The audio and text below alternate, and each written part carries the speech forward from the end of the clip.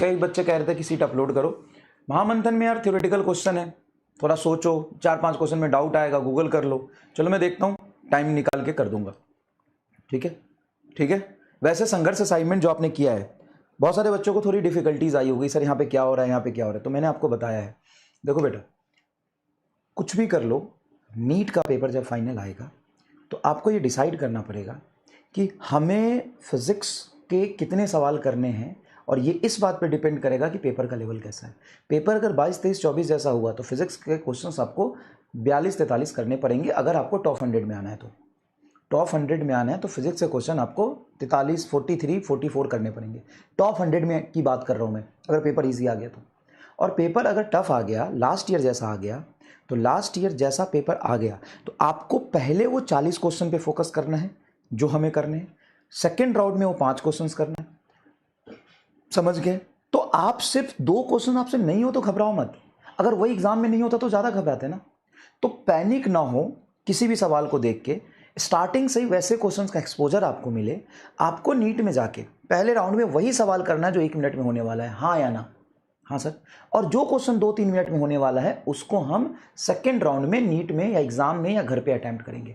तो अभी से आप आदत डालिए, ध्यान से सुनिए जो मैं कह रहा हूँ, आपका पूरा भविष्य बदल देगा, आगे पढ़ाई करने का तरीका बदल देगा और आपको सिलेक्शन की तरफ ले जाएगा। जो मैं कह रहा हूँ ध्यान से सुनिए।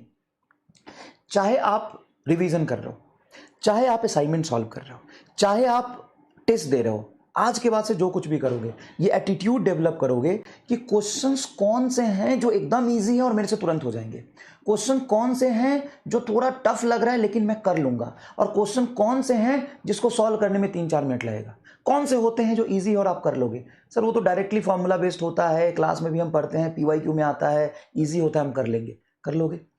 दूसरा सवाल, कौन सा ऐसा सवाल है जो थोड़ा टफ है लेकिन दिमाग लगाऊंगा, कैलकुलेशन थोड़ा होगा तो थोड़ा कर पाऊंगा मैं, लेकिन 1-2 मिनट लगेगा। हाँ सर वो भी समझ जाते हैं। कौन सा थर्ड सवाल है जिसको करने में सच में 4-5 मिनट लग जाएगा और आपके पास एग्जाम में 5 मिनट टाइम नहीं होगा, सर वो भी पकड़ लेंगे। तो ये पकड़ना सीखो। तो सवाल का कैटेगरी जो है ना वो बांटना सीखो, ABC। सर ऐसा काम हम क्लास में करें? हाँ क्लास में करिए। क्लास में जब सवाल कराते हैं तो आपके अंदर ये एटीट्यूड डेवलप होना चाहिए ना। अच्छा, नीट 2025 का पेपर एक बार घर पे लेके बैठना।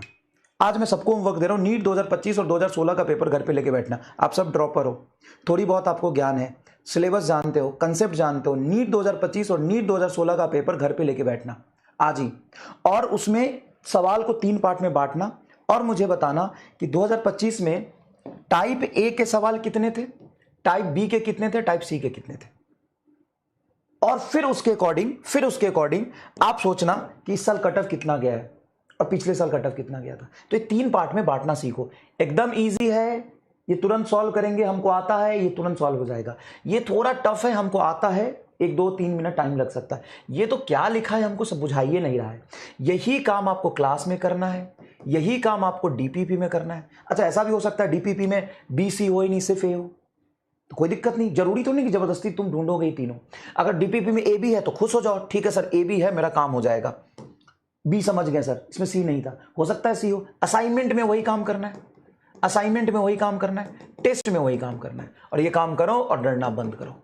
ठीक है, ये काम करो और डरना बंद करो। और यही काम आप नीट 2025 में आज करोगे, नीट 2016 में आज करोगे, और नीट 2024 में भी करोगे, नीट 2024 में भी करोगे, और नीट 2017 में भी करोगे। ठीक है, ये करना आज, नीट 2017 और 24 में करना, ठीक है, और ये 25 और 26 में करना। इसमें ABC टाइप के सवाल ढूंढना, इसमें ढूंढना, फिर इसके अकॉर्डिंग समझना। ठीक है, ठीक है भाई, चलो आज का क्लास शुरू करते हैं। तो आज हम लोग पढ़ने वाले हैं टुडेज गोल। थोड़ा सा